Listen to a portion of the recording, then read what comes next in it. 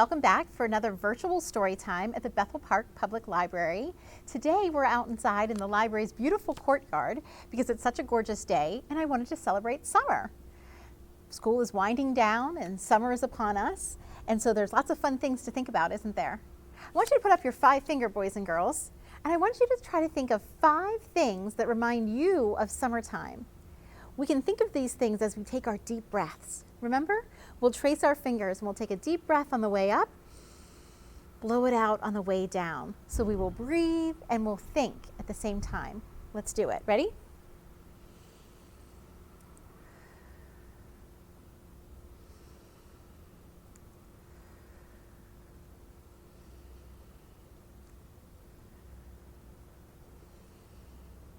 Very good. One more big breath. Very good. So now hopefully we're relaxed and we're ready to focus on some stories, and hopefully you thought of 5 things that remind you of summertime. I want to tell you my 5 things, okay? I think about playing outside. I think about popsicles. Summer reminds me of the beach. It reminds me of cookouts and the 4th of July. And of course, summer reminds me of the library because it's our busiest time of the year. Even this year, we're still holding our annual summer learning program, and that's something really to be excited about. I know I'm excited. All right, I hope you share your 5 things with family or friends that you have at home, okay? And maybe when we eventually see each other in person, you can tell me those 5 favorite things in person too. But share them with a family member for now.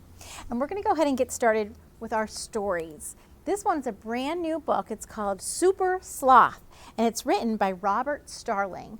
Now, this really isn't about summer in particular, but sloths, we know, move slowly, don't they? And I feel like in the summertime, we all should move slower and just take the time to relax and chill and really enjoy everything there is to enjoy about the outdoors and about summertime. So that's why I chose this story, to remind us to kind of slow down and enjoy.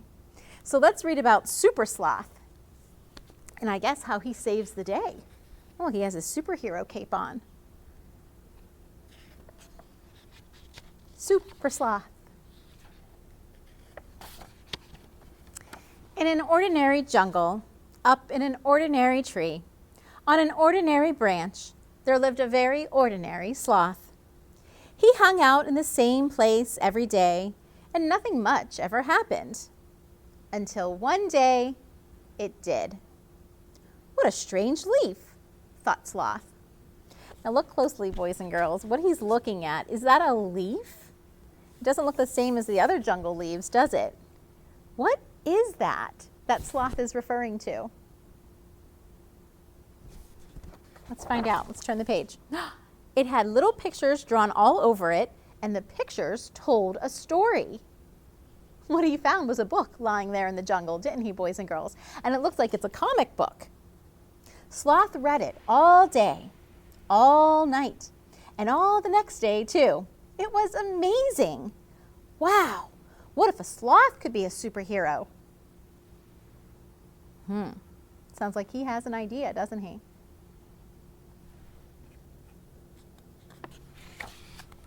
All he needed was a costume like the one in the pictures. He already had a mask, and he quickly found a cape. Then he was ready to go and save the day. Very slowly, of course. It wasn't long before his super sloth ears picked up for a distant cry of help. Help! Help! Someone's stealing my mangoes! Sloth rushed over. Was it the toucan crying out? Yeah, and who took her mangoes? Was it that sneaky anteater over there? I think so. He's walking away saying, oh, ha, ha, ha, ha, ha, ha. I wonder if Super Sloth can help. Oh, by the time he got there, it was too late. Oh, bother, said Sloth. It was that sneaky anteater, cried Toucan. I don't have a single mango left.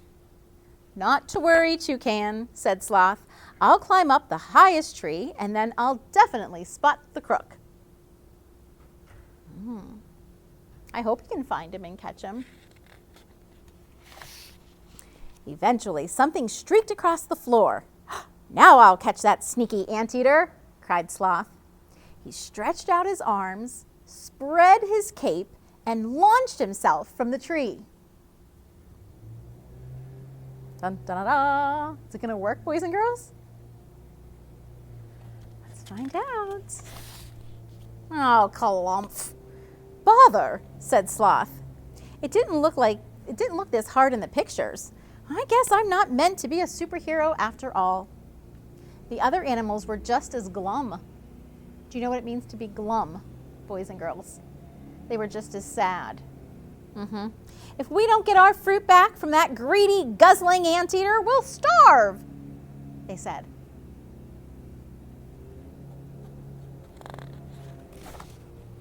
"It's no good," said Bear. "We'll never get into his stronghold. He's got guards everywhere. Even his guards have guards." Bear had given Sloth an idea. A sloth isn't fast, and a sloth can't fly, but a sloth is very, very good at moving slowly and looking just like a tree. Right. And this sloth was also very, very angry.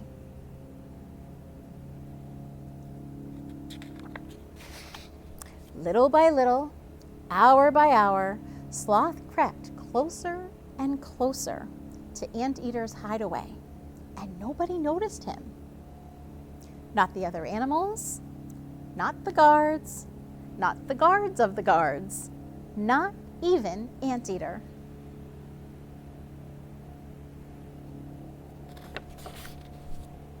And so it was that slow old Sloth, with his mossy fur, got all the way into Anteater's hidden mango stronghold.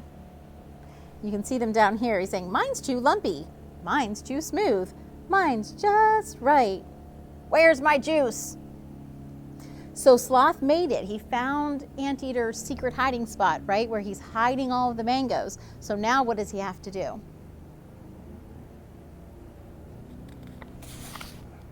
He got right up next to Anteater, and he said, "Boo!" And the Anteater drops the mangoes, right, in the juice that he's drinking, and he says, "Wah!" Terrified, Anteater and all of his guards ran away. Sloth had done it. He'd gotten everyone's mangoes back. From that day on, wherever there was animals in trouble, wherever danger had to be faced, brave Super Sloth would be there.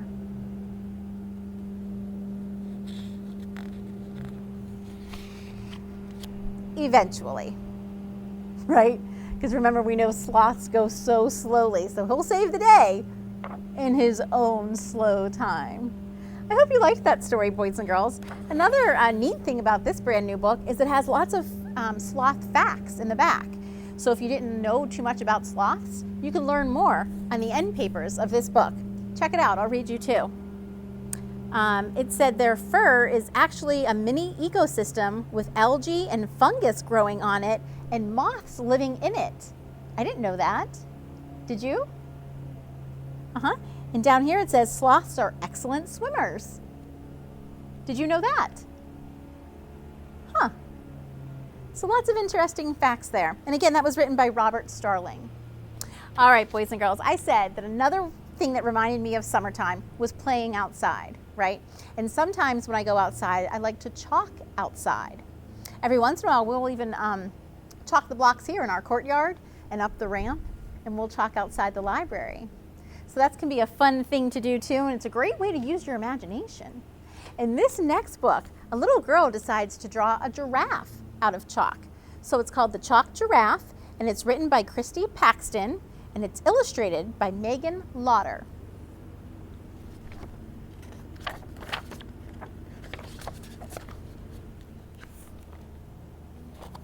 There's her giraffe. She did a pretty good job, didn't she? One day, I drew a giraffe out of chalk. My giraffe came alive. He could eat, he could talk.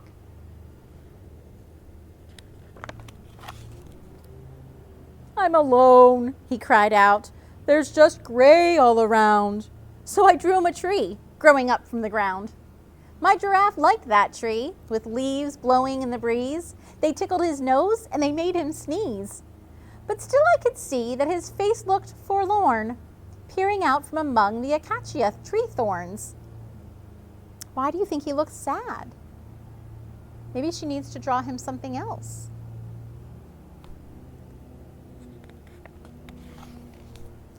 My giraffe would not laugh. Instead, he just said, "I'm tired and I can't use cement as a bed." So I drew him some grass. It was bright, green, and lush. And soon the night came and all was a hush. Is your giraffe going to take a little nap? Go to sleep?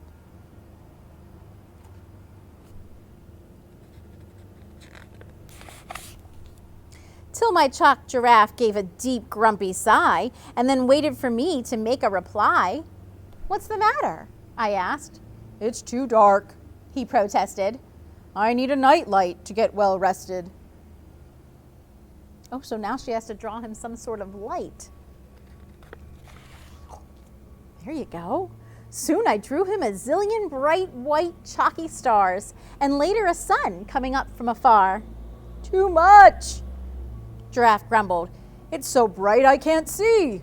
Draw me some shade for under my tree." So now he's complaining that it's too bright. Now what can she do?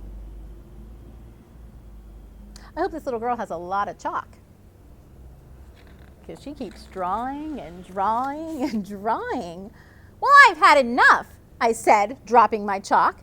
"I wish I'd never drawn a giraffe that could talk."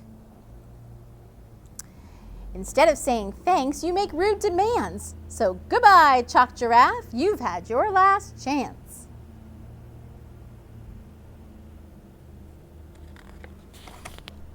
So I rubbed that giraffe right out with my shoe, and the stars and the sun and the tree that I grew.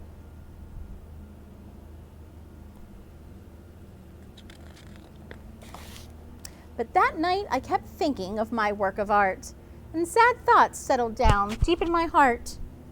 I really missed that grumbling giraffe. I knew I still loved him, laugh or no laugh. So the next morning, I leapt up awake. I picked up my chalk to fix my mistake. So what happened there? She got angry, right? So she erased everything. She got rid of it all. And then she kind of felt sad. She had some regret about it. So it looks like she's grabbing her chalk and she's going to set out to draw again. Bring that chalk giraffe back. I drew a sun and some stars, an acacia with thorns, and my frowning giraffe from his feet to his horns. But this time I noticed a twinkle in his eye. He seemed full of mischief. I wondered why.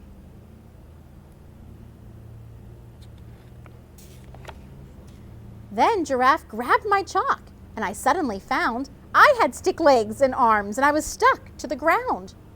"Come," said Giraffe, "and look down from up here. The world looks quite different than it would appear."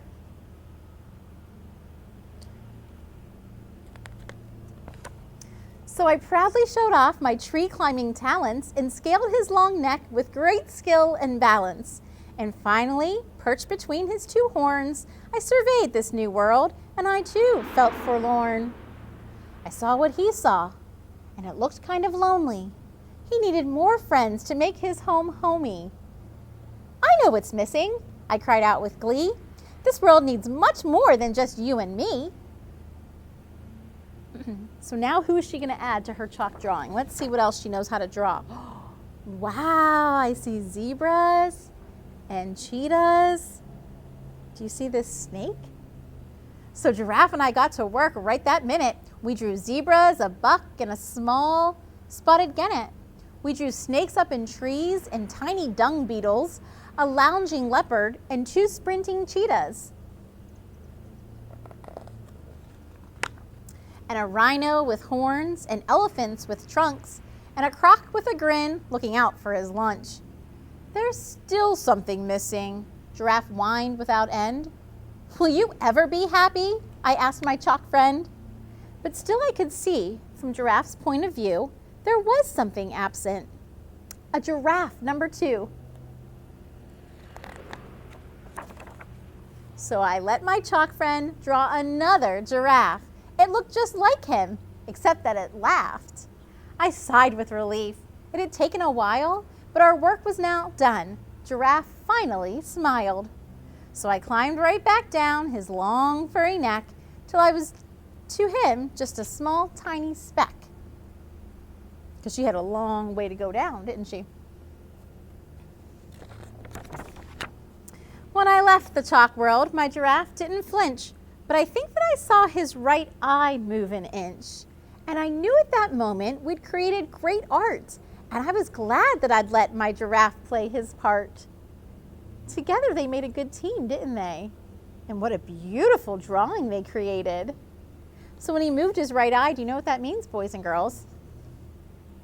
He was winking at her, right? Yeah, can you try to wink your eye? It's kind of tricky. He's giving her a wink. The end. Well, I hope you liked that story too, boys and girls. But I'm not done yet. I still have more summer stories to share. The next one is about a girl who is looking for a bedtime storyteller. Wow, that would be an important job. And I like this book because, like I said, summer reminds me of summer reading and summer learning here at the library. And I think storytelling is so very important. And I hope this little girl finds just the person she's looking for. Let's find out and read it together. Help Wanted, Must Love Books, written by Janet Summer Johnson, and the illustrator is Courtney Dawson.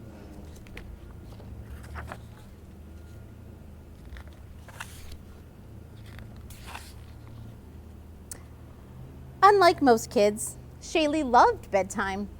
She'd shimmy into her PJs, brush her sparkling smile, and then raid the bookshelf for the perfect bedtime stories. Her dad would squish into the rocker with her, and they'd read until her eyelids refused to stay open. This arrangement worked perfectly.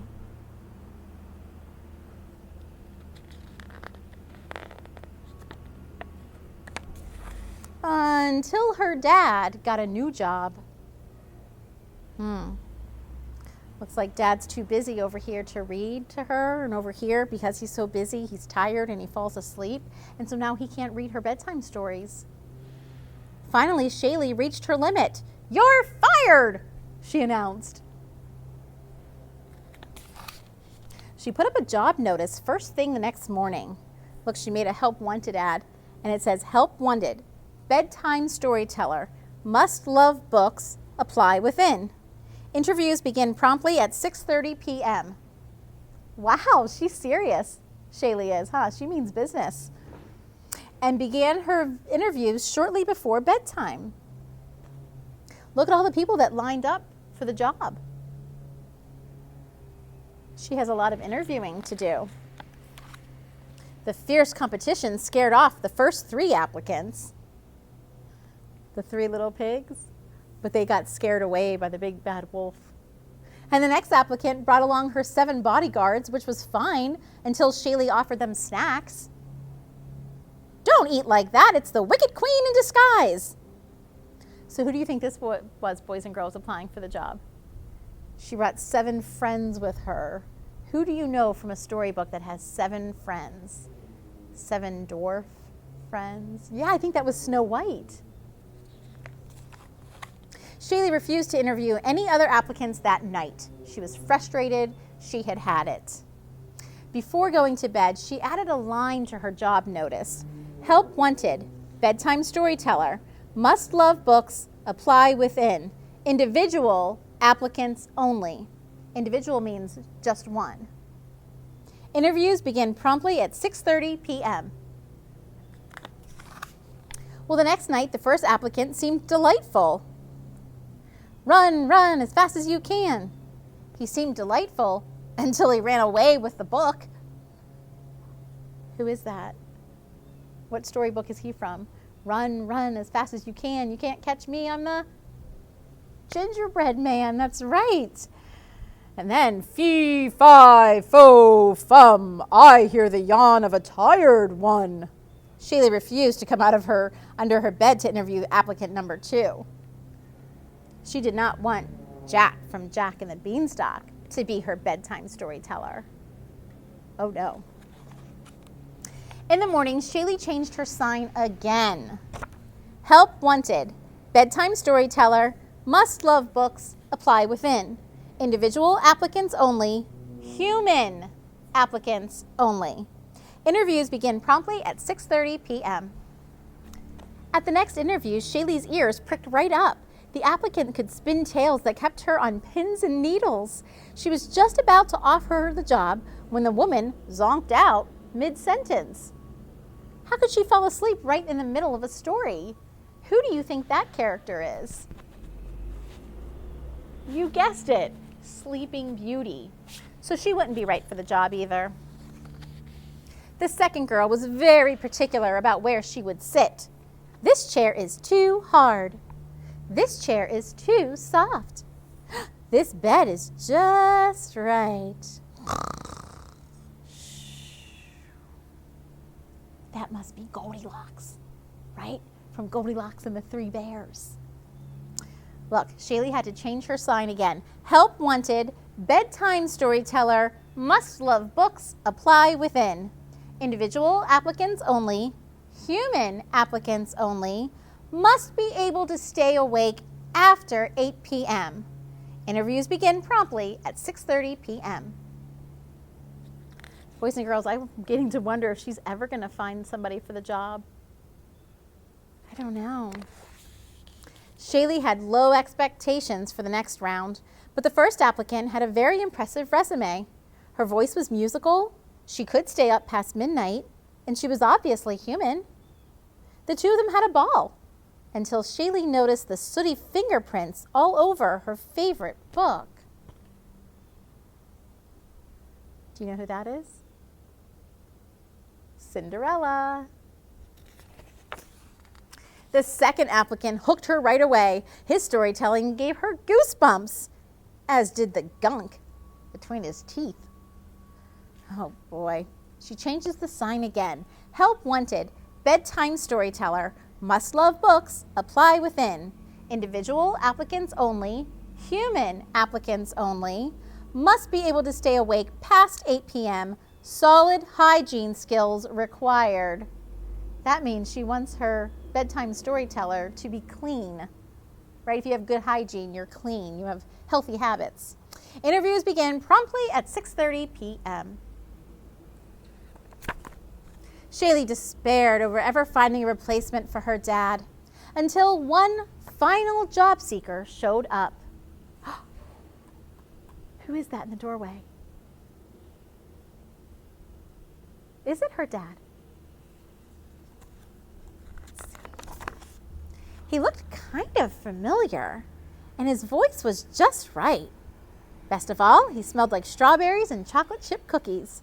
So, Shaylee offered him the job on one condition: off limits during bedtime stories.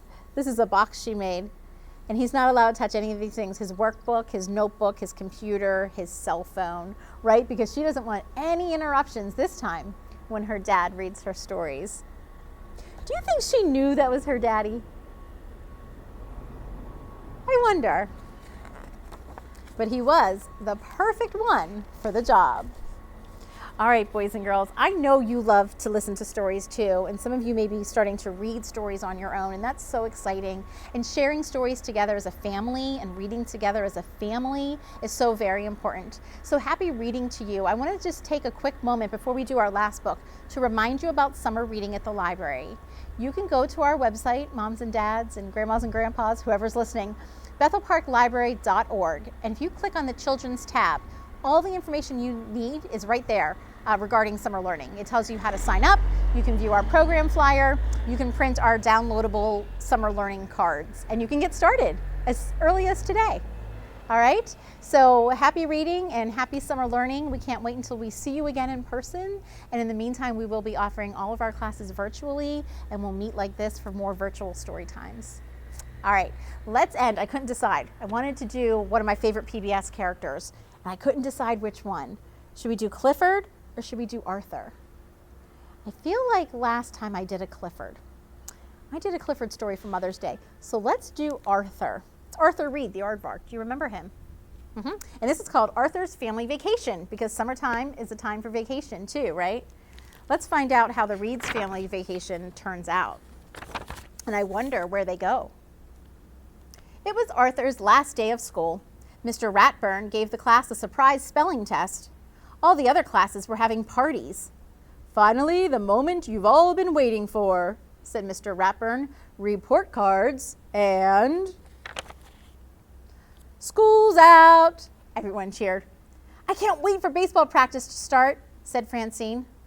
"I'm taking a college computer course," the brain announced. "I'll really miss you at Camp Meadowcroak this year, Arthur," Buster said. "I wish I didn't have to go on vacation with my family," said Arthur. "There'll be nothing to do and no one to do it with." "You'll have DW," Buster said, smiling, "for a whole week." "Don't remind me," said Arthur. Arthur's family spent that night packing. "I wish I could take my dollhouse," said DW. "I wish Buster could come," said Arthur. "This is a family vacation," said Mother. "All we need for fun is each other," said Father. "Let's take my swing set," said DW. "We can all use that."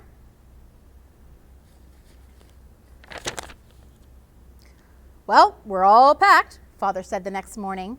"Where's Arthur?" "He's on the phone with Buster," said Mother. "For the 100th time," DW added. "Before we leave," said Father, "does anyone need to use the bathroom?" "This is your last chance," said Mother. "Don't look at me," said DW. "On our way at last," Mother smiled. "A whole week of no cooking." "And no dishes," said Father. "A whole week without my best friend in the whole wide world," moaned Arthur. "Once you're at the beach, you'll feel better," Father said. "Are we there yet?" asked DW. "I have to go to the bathroom." Arthur spent the rest of the trip thinking about how much fun Buster must be having at camp. He's daydreaming, isn't he? That's what those think bubbles are. He's thinking about his best friend, and he's missing his best friend. "We're here," said Mother. "Welcome to Ocean View," said the manager. "Where's the ocean?" asked Father. "Just across the highway behind the shopping center." The manager pointed. "But there's a pool right here." "Well, I guess I'll go swimming," said Arthur. "Me too," said DW. "Wait for me." "Let's see our room first," said Mother. "You mean we all have to stay in this puny little room?" asked DW. "Don't worry," said Mother. "We'll only be sleeping here." "If you want to swim," said Arthur, "hurry up and get your suit on." "We have the whole pool all to ourselves," said Arthur. "It's a good thing, too," said DW. "Our bathtub is bigger than this." Sounds like their vacation isn't off to a great start, is it? Arthur's missing Buster. DW doesn't like the pool. I hope it gets better for them. That night at dinner, everyone ordered lobster. "Buster loves lobster," said Arthur. "This is lobster," said DW. "I want a hot dog." "Can we go to the beach tomorrow?" Arthur asked. "Good idea," said Father. "I'm sure the rain will stop by then." It's no fun when it rains on vacation, is it? "No beach today," DW announced the next morning. "I had a dream about Buster," said Arthur. "Why don't you write him a postcard?" Mother suggested. "Why don't we all write postcards?" said Father. "But what do we have to write about?" said DW. "We haven't done anything yet." They write their postcards anyway, right? They write one to Grandma Thora, and they write one to Buster. "What do we do now?" said DW. "This vacation is a disaster." "At camp, there's always something fun to do," thought Arthur, "even on rainy days." "That's it," he said. "I'm taking us on a field trip." Oh, and now Arthur gets a big idea. How can they make this vacation fun after all? What could they do so they could still be fun? Let's see what Arthur thinks up. "I never heard of a cow festival," DW said, but at least it's more fun than our motel room. Say cheese, said Father. Let's hurry or we'll miss the milking contest, said Arthur. So they went to a cow festival. There must have been a farm close by. For the next few days, it rained and rained, but Arthur didn't mind. He was too busy planning new places to go. He forgot all about missing Buster. On Wednesday, they went to Gatorville. At least the alligators get to swim, said DW. Thursday was busy too. After touring Flo's Fudge Factory, they all went on Jimmy's Jungle Cruise. I never realized there are so many fun things to do in the rain, said Father. I want to plan a field trip too, said DW, to the movies. But when they got there, DW was too scared to watch. I thought it was a movie about fish, she whispered. What was it a movie about? Can you see that, boys and girls? It's called Jaws. It was a movie about sharks.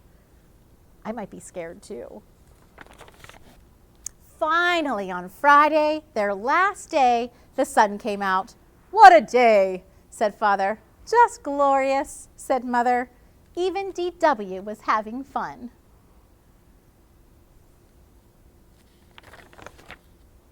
No one wanted to leave, but the next day they packed up and headed home. We're almost there, said Mother. Phew, said DW. I really have to go to the bathroom. Oh boy, said Arthur. I can't wait to see Buster. And as soon as they got home, the doorbell rang.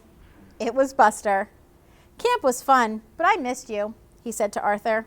How was your vacation? How did you and DW get along? Great, said Arthur. Take a look. And what's he going to show Buster? All his family photos. When you go on vacation, it's always a good idea to take lots and lots of pictures so you could go back and relive the memories. And so here he's showing Buster what he did with DW. Did he bury her in the sand? Poor DW. Wow, said Buster, you really did have a great time. The end. And they did, right? Because really, as long as you're together with family and together with the ones you love, you can always have a great time. You can always make the best of every minute together. All right, boys and girls, thanks again for joining me here from the Bethel Park Public Library. I hope you have a wonderful week ahead, and I will see you soon. Take care.